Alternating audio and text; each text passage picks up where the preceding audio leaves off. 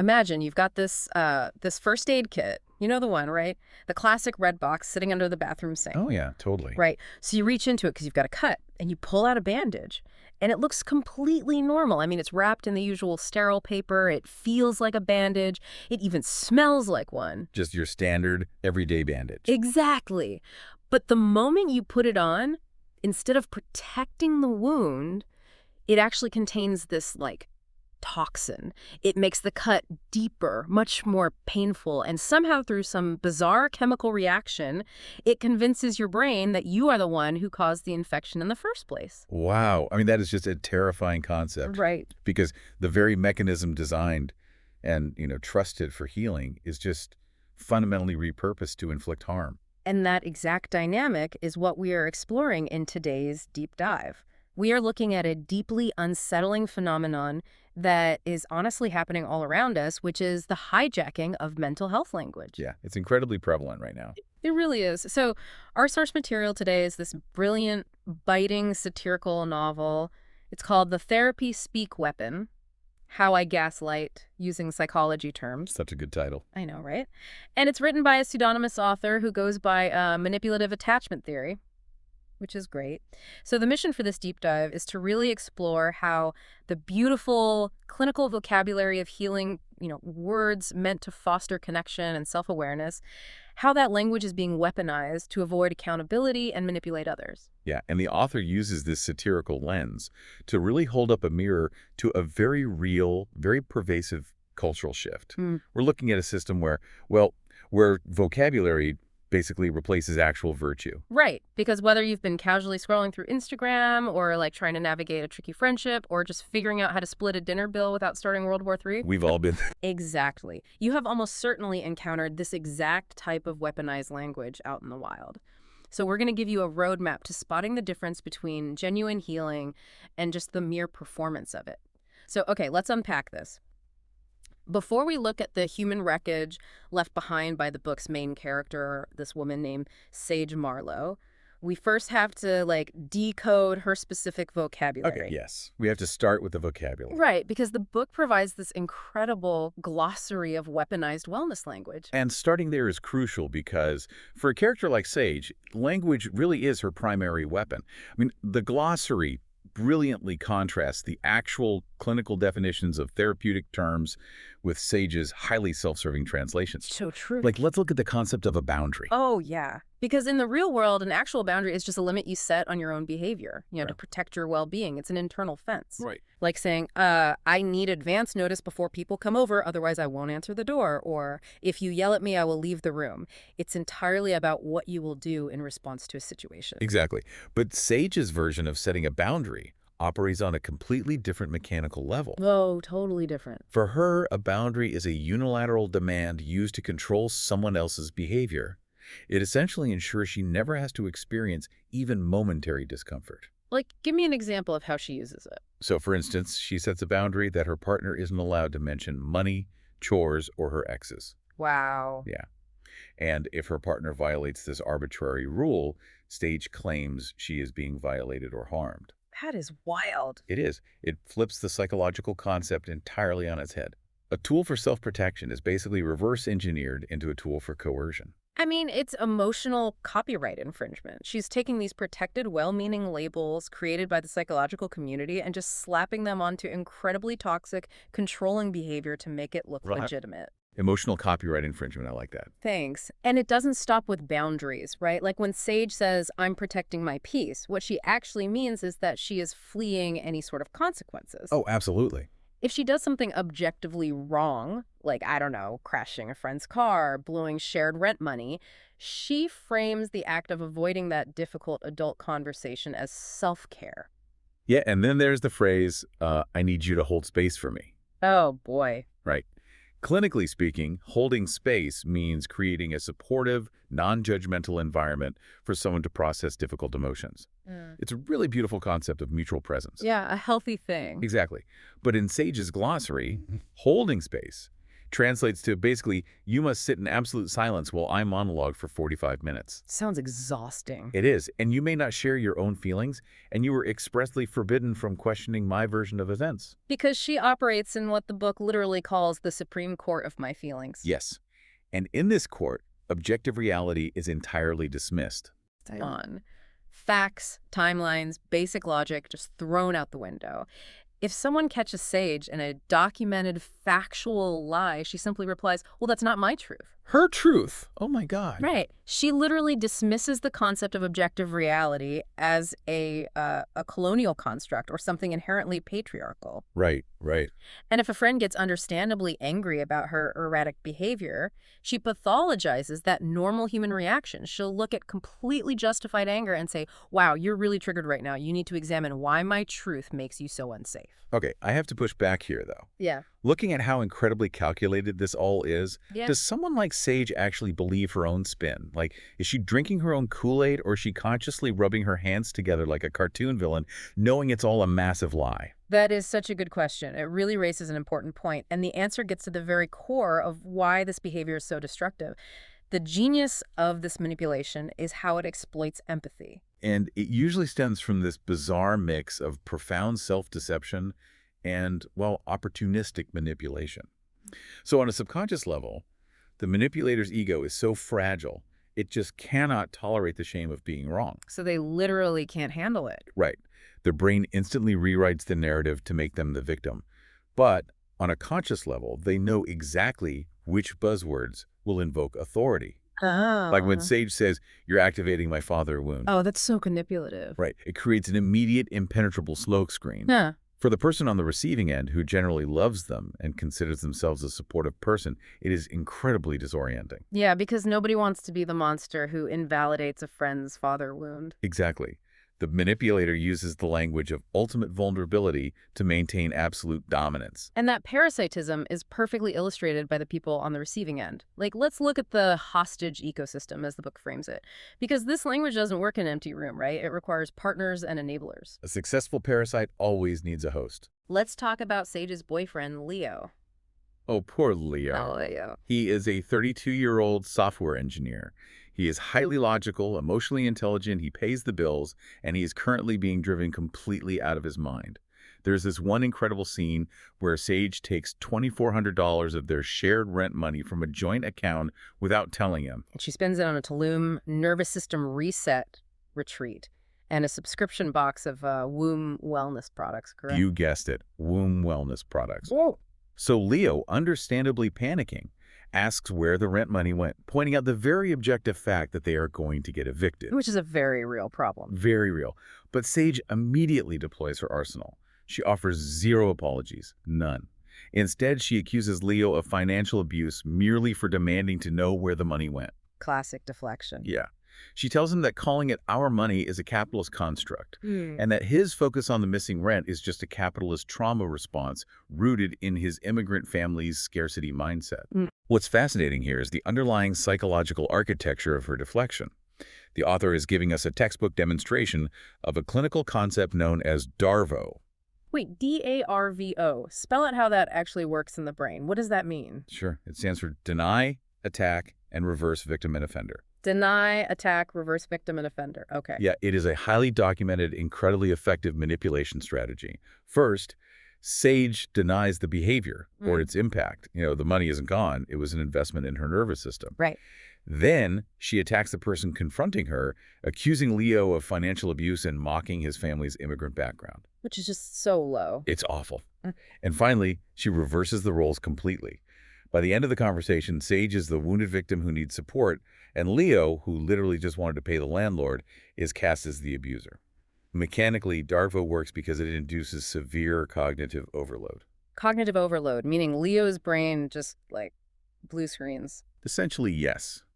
The victim's working memory is suddenly overwhelmed by a massive, unexpected character assassination. Wow. Instead of processing the original grievance, the stolen money, the victim's brain just pivots to defending its core identity.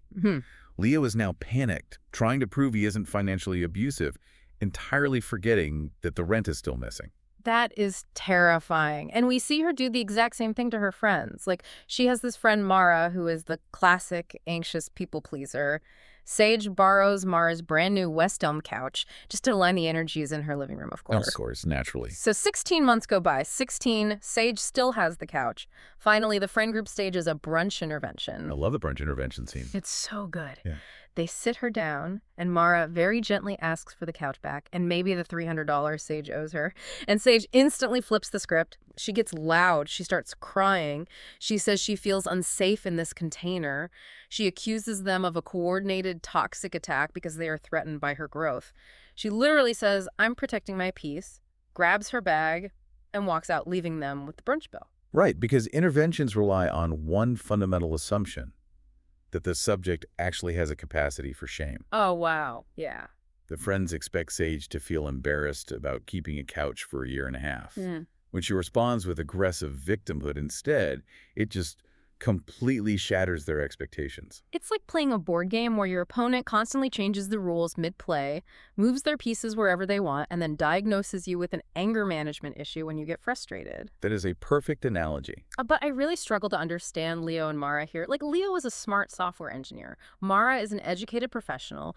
Why do intelligent, capable people stay in this hostage ecosystem for so long?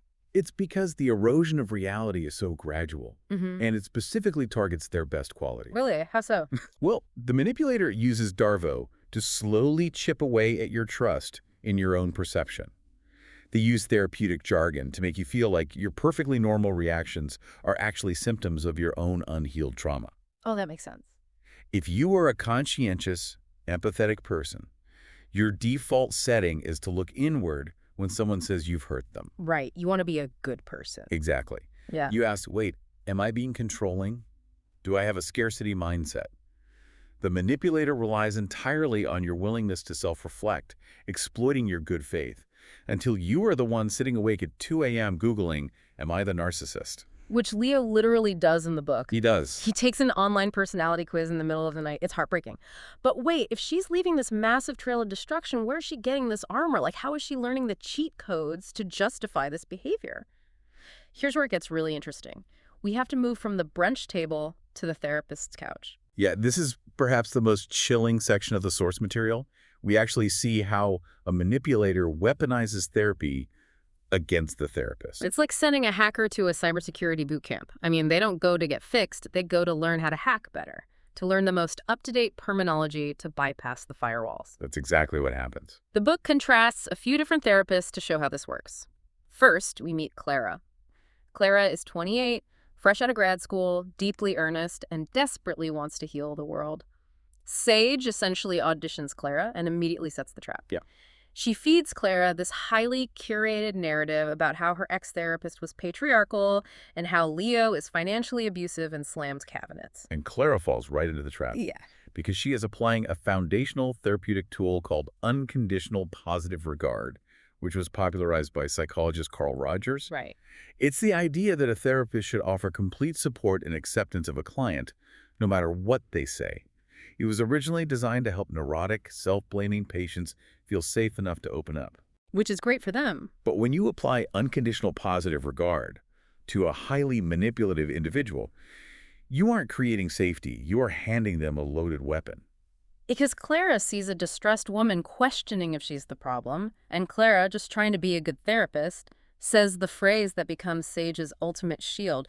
People who are actually manipulative don't question themselves. Right. And in that moment, Clara unwittingly becomes an accomplice to the abuse. Yeah. The next time Leo calls out Sage's behavior, Sage just points to clinical authority. She says, my licensed therapist says real manipulators don't question themselves, so clearly you're the abusive one. That is so dark. The vocabulary literally becomes a bludgeon endorsed by a professional. And Sage even uses this tactic on her next therapist, River 10. River operates heavily from a modern, believe survivors framework. Right. And Sage exploits this completely, claiming she is a survivor of Leo's emotional violence, and River validates it all, until River accidentally realizes that Sage has been stalking her ex and fabricating the entire victim narrative. The author brilliantly juxtaposes these younger, theory-driven therapists with veteran clinicians who have just seen it all. Yeah, the contrast is so stark. Like you have Dr. Patricia Reeves, a supervisor, who bluntly points out to Clara that genuine trauma survivors can also be highly manipulative. Oh, that's such an important point. The two are not mutually exclusive. Trauma is not a blanket excuse for abusive behavior. Right. And then there's Dr. Sokolov, a 68-year-old veteran therapist. He listens to Sage's complaints about every single person in her life, abandoning her, completely ignores the therapeutic jargon, and just tells her point blank, "You are the common denominator." I cheered at that part. And naturally, Sage storms out immediately, claiming his energy is violently toxic. But I have to ask, surely a therapist's entire job is to be a safe container, right? Aren't they supposed to believe their client? That is the core clinical dilemma highlighted in the text. I mean, the traditional therapy model operates on a few fundamental assumptions. That the client actually wants to change, that they have a capacity for self-reflection, and that they are reporting their reality somewhat accurately. Okay, yeah. But with clients who exhibit highly manipulative, ego-driven traits, those assumptions completely break down. Belief should not be unconditional when external evidence violently contradicts the client's story. Because then it's just enabling. Exactly. If a therapist never challenges the narrative, the therapy ceases to be therapeutic. It becomes purely performative. The therapist just becomes another source of supply light, a mirrored surface telling the manipulator exactly what they want to hear. Which leads us to the underlying mechanics of all this. Yeah. Because having seen the destruction in her romance, her friendships, and the clinical setting, we finally get to the clinical breakdown of why a manipulator behaves this way. Yeah, the book provides a really fascinating appendix that breaks down these behaviors through the lens of cluster B personality features. We're looking at traits often associated with narcissistic and borderline personality organizations. Okay, hold on. You hear the word narcissist thrown around a lot on TikTok and social media. Oh, constantly. Are we talking about the clinical definition here, or just someone who is a bit selfish and takes too many selfies? We are definitely talking about the clinical definition. It's not just vanity. Cluster B features involve severe emotional dysregulation, grandiosity, a profound lack of empathy, a desperate need for external validation, and an intense overarching fear of abandonment. Wow. The person's core sense of self is incredibly unstable. And the book puts a huge emphasis on the concept of splitting, right, to explain Sage's behavior with her friends. Yes, splitting. It is a primitive psychological defense mechanism where a person sees others as either all good or all bad. Black and white. There is no middle ground. Mechanically, a fragile ego cannot tolerate the cognitive dissonance that a quote-unquote good person might do something bad to them, like, setting a boundary. Right, right. So when someone like Sage meets a new friend or therapist, that person is initially idealized. They're the most amazing, enlightened person ever. But the moment that person says no to a request or offers even a mild critique, they are instantly devalued. Because they can't handle the complexity. Exactly. Because the manipulator cannot hold complex, contradictory emotions. The person who set the boundary is immediately categorized as toxic, abusive, and an enemy who must be punished and discarded. And the conclusion the book draws from this pathology is incredibly stark. It basically says change is exceptionally rare. The cycle just continues. Like by the end of the novel, Leo has finally escaped and is going to actual therapy to recover. Mara got her West Elm couch back. But Sage hasn't learned a single thing. She just finds a brand new pastel-haired therapist named Aurora who believes her completely, and she zeroes in on a brand new vulnerable friend named Devika at a coffee shop to start exploiting. She just wipes the board clean and resets with new pieces. And to top it all off, she posts a heavily filtered selfie on Instagram declaring she is entering her villain era. And she gets thousands of likes and supportive comments from strangers telling her how brave she is for cutting out toxic people and setting boundaries. It's infuriating, but so accurate. The book's ultimate advice for you, the listener, is brutal but necessary. You cannot love someone into changing. The kindest thing you can do for yourself is to leave the hostage ecosystem and trust your own perception. But I have to ask, is social media the actual enabler here? Is the algorithm, which heavily rewards the aesthetic of healing over the hard, unglamorous work of actual change, the real villain keeping people like Sage stuck in this loop? If we connect this to the bigger picture, you've hit on the exact societal critique the author is making. The modern digital ecosystem works perfectly for the manipulator. Right, because it feeds them. Exactly. Why would Sage ever face the agonizing, painful work of genuine self-reflection, which requires sitting with intense shame when she is constantly rewarded with online validation for simply using the right buzzwords? She has literally no incentive to change. None. We have created a cultural landscape that heavily prioritizes subjective truth and individual peace over objective accountability and community obligation. Wow. The language of therapy was originally developed to help us understand our own internal flaws so we could relate better to others. But in this specific algorithm-driven environment, it has been twisted into a tool for supreme narcissism, where the only thing that matters is the self, and everyone else is just a supporting character who exists to validate you. So, what does this all mean? If you take away anything from this deep dive into Sage's world, let it be this. If you ever feel like you are losing your grip on reality because a partner or a friend is constantly weaponizing therapy terms against you, if you find yourself profusely apologizing for being upset that they stole from you, lied to you, or kept your couch for a year and a half, you are not crazy. You are definitely not crazy. Your perception is valid. You might just be dealing with a sage. True healing involves accountability. It involves acknowledging the harm you've caused, changing your behavior, and having the willingness to sit with the deeply uncomfortable feeling of shame when you've hurt someone you care about. Right. It is not just a curated Instagram aesthetic or a vocabulary test you can pass by memorizing buzzwords. Genuine healing requires actual vulnerability, not just a highly produced performance of it. I want to leave you with a final thought to mull over. The book warns us about individuals with deep, perhaps clinical pathology hijacking this language for malicious reasons. But given how pervasive therapy speak has become on our feeds, in our group chats, and in our broader culture, we have to ask ourselves, are we all slowly being conditioned by the algorithm to speak and deflect like Sage? Think about that first aid kit we talked about in the very beginning.